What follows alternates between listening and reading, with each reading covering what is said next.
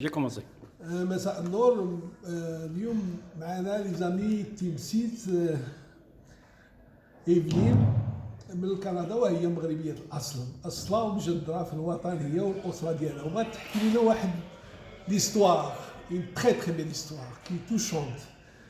ايفلين طون بابا الله يرحمه il est enterré à Marrakech.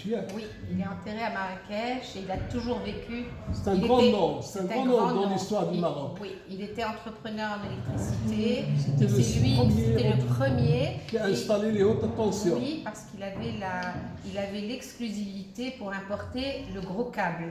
Donc il faisait toutes les appels d'offres avec le gouvernement. Et d'ailleurs à sa mort, il travaillait, ça faisait déjà 5 ans qu'il travaillait sur un chantier à Tantan. Et à Marrakech et à Agadir, c'était lui qui a fait toutes les grandes installations, le haut voltage.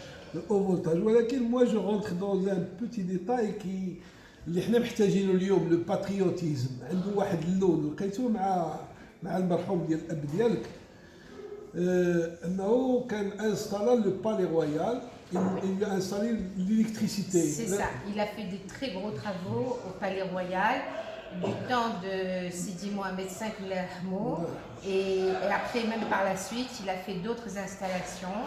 Et d'ailleurs en gage,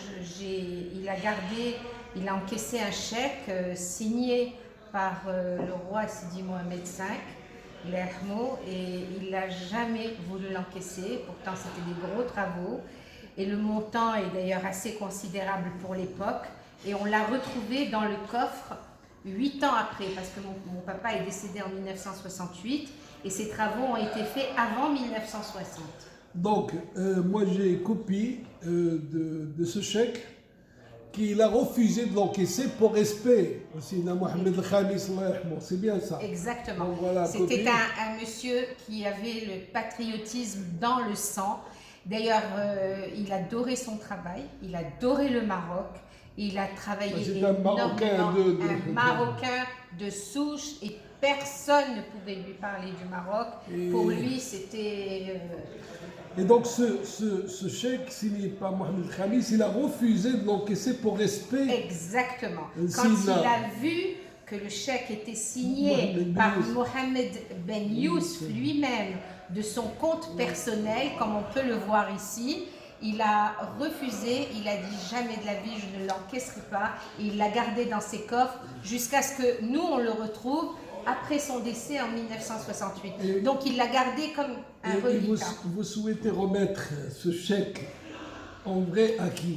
Je souhaiterais aujourd'hui, la vérité, mon grand souhait pour boucler la boucle, je souhaiterais le remettre à son petit-fils, Sa Majesté Mohamed VI, que Dieu le glorifie.